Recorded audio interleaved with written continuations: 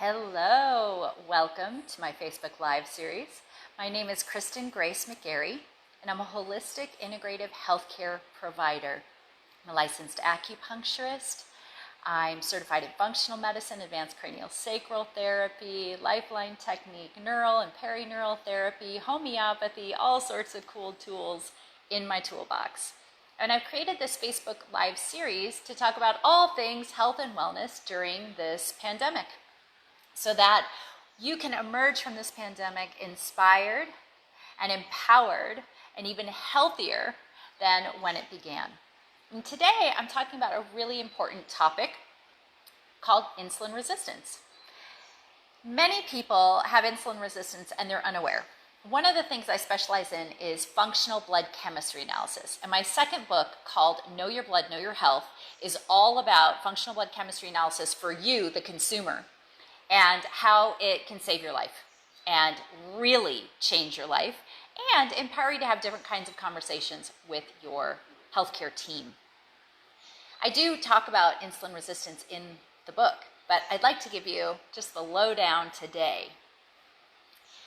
Insulin resistance is part of a bunch of symptoms that have been categorized as metabolic syndrome.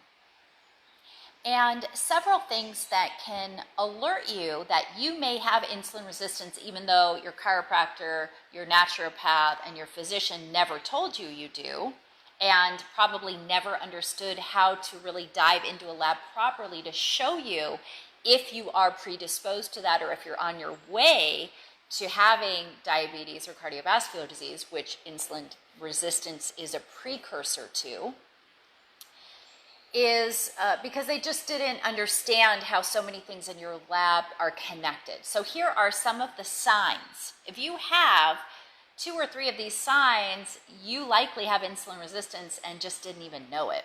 And I'm going to tell you what to do about it in this same video, so please stay tuned. If you have slightly elevated blood pressure, like 130/85, if you have a fasting glucose blood sugar of about 100 or a little above, sometimes even 99, I'm concerned. If you carry extra weight around your middle, if you're carrying more weight, more body fat around your belly, if you have belly fat, that can be a sign of insulin resistance and potentially metabolic syndrome. So these are really important to consider. Now, it's optimal to take the guesswork out of your healthcare and just do a functional blood chemistry analysis, which is a really comprehensive lab. And then I can tell you all sorts of things about the insides and what's going on in your body and give you appropriate recommendations to shift things very quickly. Until then, for now, do some checking in with your body. When was your last blood pressure taken? What's your body weight? What's your body mass index like? Are you carrying extra weight in your middle? What's your fasting blood sugar like? A lot of people don't understand their fasting blood sugar. They have no idea what it is. And also, it's also important to look at your hemoglobin A1C, which is a marker of how you've been dealing with sugar over the last 3 or so months. Super important for when we're looking at the bigger picture. Now, insulin resistance, let me explain kind of the science geeky part, but hopefully in a really easy to understand way. Insulin is produced by your pancreas, the insulin cells of your pancreas, and your body produces insulin because it does a very important job for you.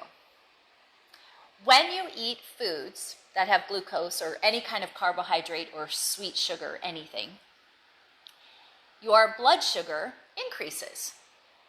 And it can even spike. If you're doing carbs and sugar, it can spike, which is technically a stress on your body because your pancreas has to pump out a bunch of insulin to help regulate this because high blood sugar is toxic. This is why people who have unregulated diabetes or even regulated diabetes have had damage from high blood sugar levels. It attacks your nervous system and your nerves, and people will get neuropathy from that because of the damage that blood sugar does. Blood sugar, if it's too high, also damages your brain. It damages your kidneys. These organs are really, really important. You can't live without them. My mom, unfortunately, is an example of someone who has type 3 diabetes, which means she has diabetic Alzheimer's or diabetic dementia because the white matter of her brain got damaged by high blood sugar throughout her life, unfortunately, and it shrunk her brain. So this is like a big deal. And you can prevent this. You can prevent future suffering. I want to give you the tools so you can do that. But first, I want to explain insulin resistance. So your body pumps out the insulin because you've eaten carbs or sugars, and you've spiked blood sugar. The insulin comes, and the insulin's job is so cool. It acts as a gatekeeper, like a bridge, and it helps shuttle sugar in your blood inside a cell. It's like waves the flag. Here, sugar, come this way. I'm going to open the gate of this cell, and I'm going to help you find a seat in the cell so the cell can use you for energy. Thank you. Very good. This is a really important role of insulin. And this is how it should be. Now, if you have insulin resistance, that flag keeper is tired. And the cell says, we're not opening our gates for him. We don't trust him. We don't like him. We don't know what he's bringing into this cell. We don't like him. We don't trust him. We're going to resist insulin being the gatekeeper. We're not going to let insulin do its job, which means we're not going to invite sugar into the cell. Guess what? That means sugar eventually is going to start increasing in your blood. Then, even someone who used to have a history of low blood sugar, if they have insulin resistance, will start to get high blood sugar. And then you get a diagnosis of diabetes. Totally preventable. You do not have to suffer. You do not have to have diabetes for the most part, unless you have an autoimmune disease, type 1 diabetes. And even then, you can heal a tremendous amount and often cut your meds in half or way, way decrease them, sometimes even go off of them under doctor supervision. It's like a miracle. The body can heal in crazy, amazing ways. But type 2 diabetes and type 3 diabetes, pretty much 100% preventable. And that's not to shame or blame you. It's just to educate and empower you that you actually have control over your health. It's so cool. So I want you to take your health back into your own hands. And let's talk about what you can do if you have insulin resistance. First, we talked about how to discover if you have it, looking at some key factors, and looking at your blood. Super important to do a comprehensive functional blood chemistry analysis. If you don't do it with me, do it with someone else, but make sure they understand how to really read it appropriately. You can read my book to get more information. Know your blood, know your health. Prevent disease and enjoy vibrant health through functional blood chemistry analysis. Next, what do? Well, let me share. Change your diet, please. Not change it. I'm going to change my language. Level up your eating. That means start saying no thank you to the sugary things that are going to spike your blood sugar, because it's a stress on your body. It's an act of self-love to say no thank you. That's not the way that you deserve to be treating your gorgeous temple of your body. So say no thank you. And instead, reach for healthy protein, healthy fat, tons of different vegetables and leafy greens. Those are yes pleases, because it pleases your body, it pleases your temple. And this is empowerment. You have the power. Now, if you're struggling with addictions, I get it. I understand. I lived in a household where people were stuffing their feelings with food and strategizing feeling safe through food. I get it. And there's a lot of empowerment and help that can get you back on the right track. So please direct message me, read my first book, Holistic Keto for Gut Health, I have a whole chapter on diving into the emotions of foods and food addiction and how you're giving yourself sustenance. It's so juicy and important to get to the root of this. So saying no thank you to the things that are going to spike your blood sugar, carbohydrates and sugars and pastas and breads and donuts and all that junk. No thank you. And this actually includes some of the really high fructose foods such as agave, bananas, pineapple, mango. Now you may be able to stabilize the insulin resistance in your blood sugar and then be able to have healthy fruits. Some people can do that successfully. I can help with that. Other people cannot do that successfully because of genetics, because they've caused enough damage to their body, because of mindset, because of blocks to healing, because of their environment, access to foods. There are all sorts of reasons that someone may just never be able to eat a bunch of fruit again. They may be able to do berries. They may be able to have an apple with almond butter so that the carbs and the sugar is balanced with the protein, but they may not be able to just gorge themselves on bananas and melons and pineapple and mango and papaya, things that have really high sugar in them. And that's okay, because they're going to live a really, really vibrant health, and it's worth it because they're not going to suffer. Next, saying yes to exercise.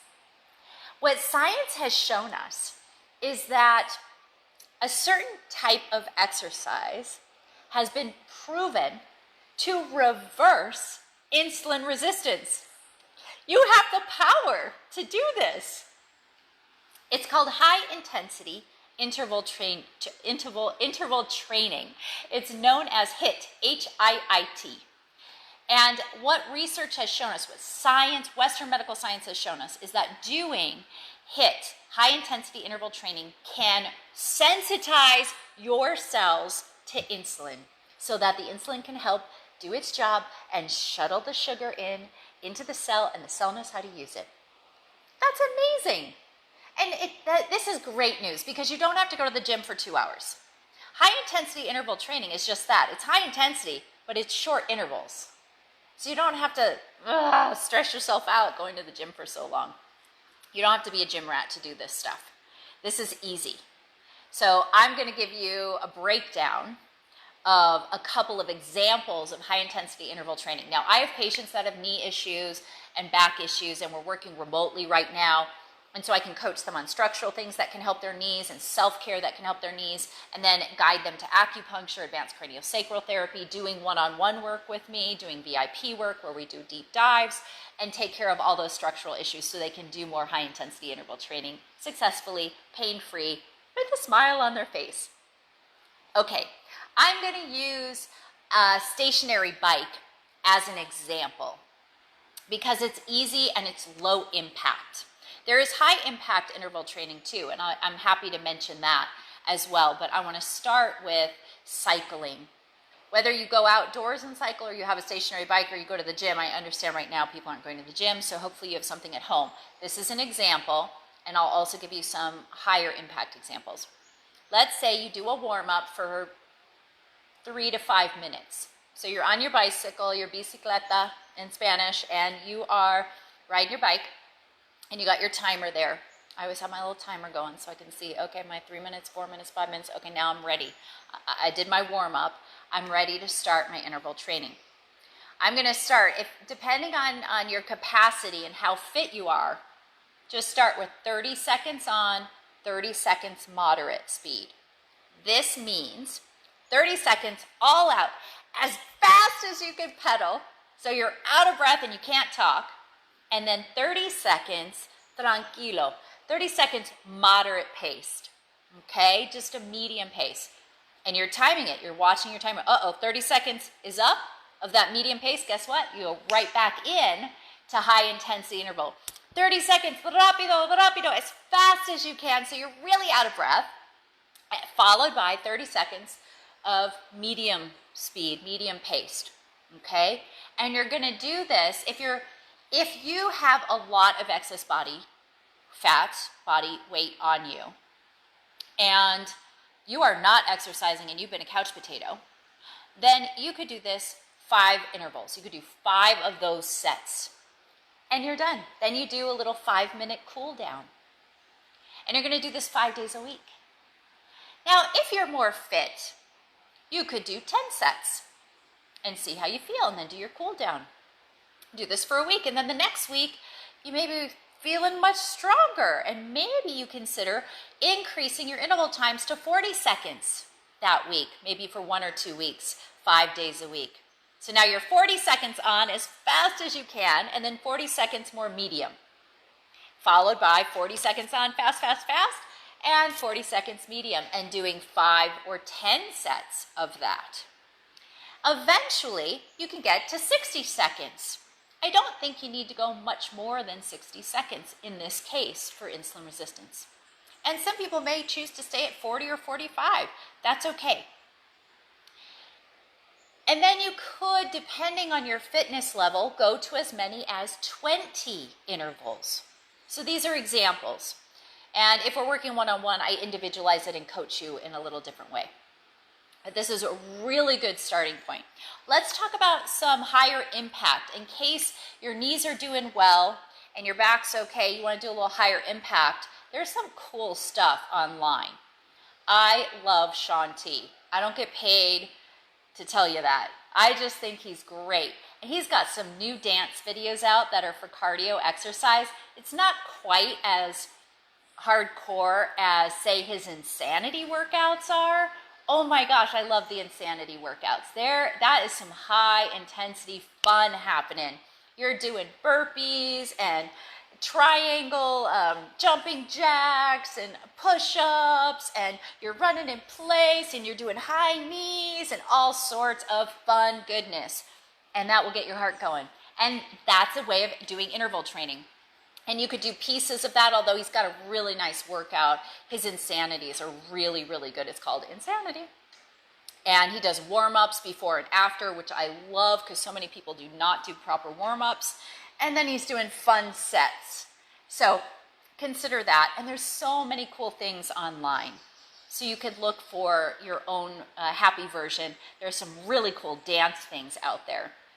So doing the high intensity intervals, so that's a little more high intensity because you're jumping and you're raising your knees up and you're landing and you're doing burpees and all this stuff. So that's a little more high intensity, but boy, it works. So find something that's good for you. I want to give you a couple of warnings. Walking is lovely. It's so good for your brain and your body to do the cross crawl, opposite arm, opposite leg when you're walking or hiking. It is not going to help you solve insulin resistance issues. It's great for you, but it won't solve that.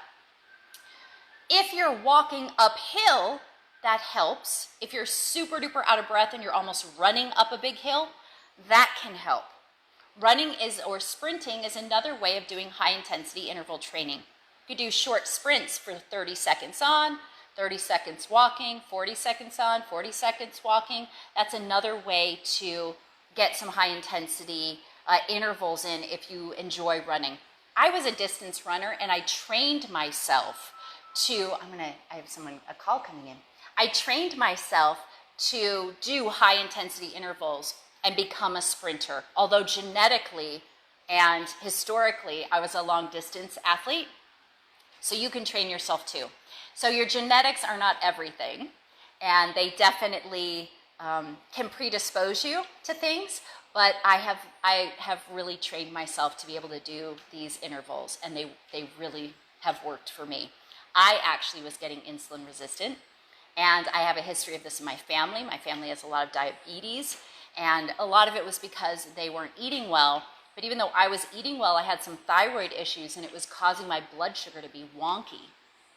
And it was a concern. My hemoglobin A1C, which is a marker of how my sugar was doing over the last 3 months, was going up, up, up, up, and I was pre-diabetic. And I'm 127 pounds, 126 pounds, and I'm 5'7". So to be pre-diabetic was not cool.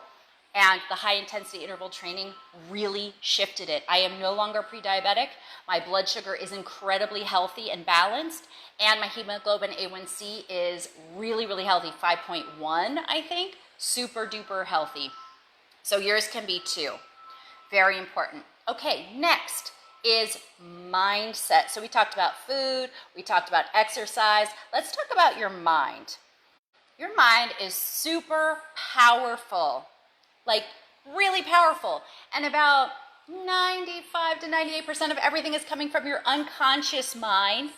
And you're not always aware. We don't know what we don't know. We're doing the best with what we have, but we're not always aware of the underlying issues. And so with insulin resistance, there are some psychosomatic and psychospiritual aspects to those symptoms that are also very important to address. And one of the questions I find myself asking people who are craving sugar, even though they might have insulin resistance or diabetes, is where is the sweetness in your life?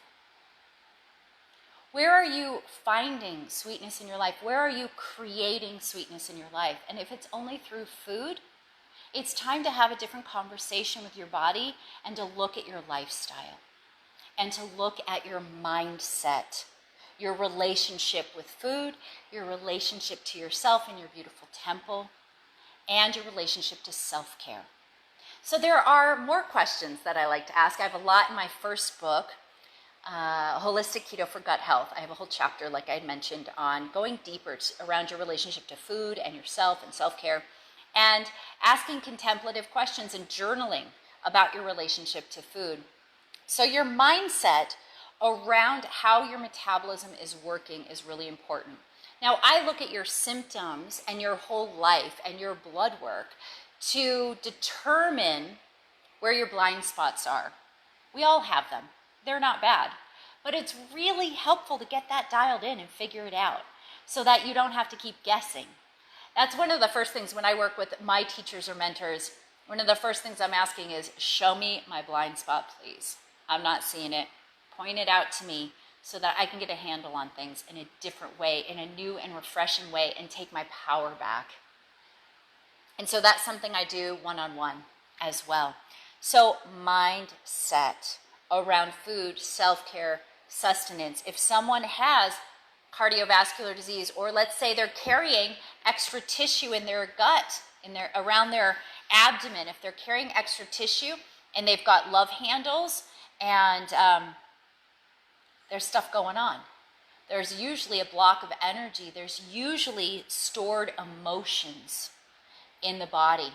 And so we can peel off those layers and get to the root, and then that tissue often just falls away. It doesn't have to stay there once you've dealt with the root of it. So that's pretty cool. And some of that is mindset and doing the deeper work into the unconscious and discovering any blocks to healing so that you remove them, harmonize them, and your body can heal and thrive and do what it's meant to do, which is process sugar in a really healthy way. So that's a couple of pieces around mindset. So we've talked about nutrition, talked about exercise, we've talked about mindset. And this is a much more comprehensive look at working with insulin resistance and metabolic syndrome. So I hope you have enjoyed the Facebook Live today. If you have any questions, go ahead and leave them in the comment box. If you have more questions on insulin resistance and what that is, and if you may have it, and how to prevent it in your body, how to work with your biochemistry in a very unique way, please reach out to me on my website, guthappyketo.com. If you go on my website and you scroll to the bottom of the first page, I have health guides. I have an entire health guide. It's like a mini book on diabetes and insulin resistance, and I do the major download. All of my clinical pearls are in that health guide. It's at least 12 pages. And I talk about nutrition, I talk about supplements, which I did not talk about here. There are supplements that you can take that work with all the different systems of your metabolism that work with sugar and blood sugar and insulin. And there are things you can take that empower those systems to do their job more efficiently. There are supplements you can take that help lower your blood sugar very quickly. There are supplements you can take that strengthen your metabolism and can turn it on so that you are burning fat more efficiently for fuel. And so I put all that into this document. I also talk about exercise, I talk about nutrition, I talk about foods, specific foods to avoid. I only talked about fruit and sugar and some little carbs, but I dial in the specific foods to avoid if you have insulin resistance or diabetes, and what foods to incorporate. And nobody's talking about this. If you have diabetes, I've had a couple of patients recently who've had diabetes. Their nutritionist, who is supposedly trained to work with people with diabetes, says that they can eat as much fruit and bread as they want. How can that be? As long as they're taking their insulin or their metformin. It's crazy. It's crazy. This is not healthy. So insulin is not meant to allow you to eat a bunch of sugar and junk food and carbohydrates and then help you.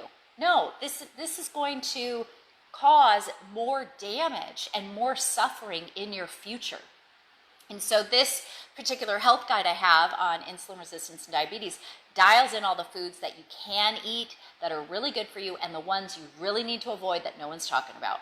It talks about supplementation. It even goes into essential oils that can help you. It goes into herbs that can help you. It talks about exercise, and it talks about mindset and the psychosomatic aspects of diabetes and insulin resistance. Liz is asking a question that she would like more information on insulin resistance. She definitely thinks she has it. She missed the major part of this live and just got the last few minutes. Thanks, Liz. Thanks for joining. There will be a replay you can listen to. And if you go to my website, guthappyketo.com, I have a health guide that's more than 12 pages.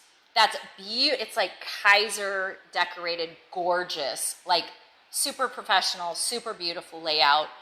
And I dial all of it in. I explain it to you, and I give you all of my clinical pearls from the last 23 years of practice to how to get a handle on it, Liz. Guthappyketo.com is my website. Go to the bottom. Health guides, insulin resistance and diabetes. Please purchase that. It's super inexpensive. I think it's $29. Super inexpensive. It's a book. It's going to blow you away. You could also reach out to me personally through direct message or from my website and apply for an optimal wellness consultation. My website is guthappyketo, guthappyketo.com. You can apply for an optimal wellness consultation, fill out the form. I'll receive it the same day, and either myself or someone on my team will get back to you to see if we're a good fit, and then we will have a complimentary 30-minute consultation where I'll get to know you better. You'll get to ask me questions, I'll ask you questions, and then I'll make a couple of recommendations that you can use right now around your health and well-being. So if that feels like a good fit, please reach out. It would be an honor to be of service and to empower you around all things health and wellness.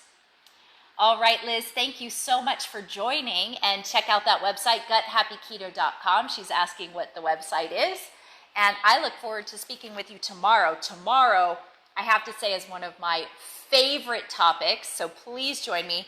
Tomorrow, I'm going to be talking about your thyroid.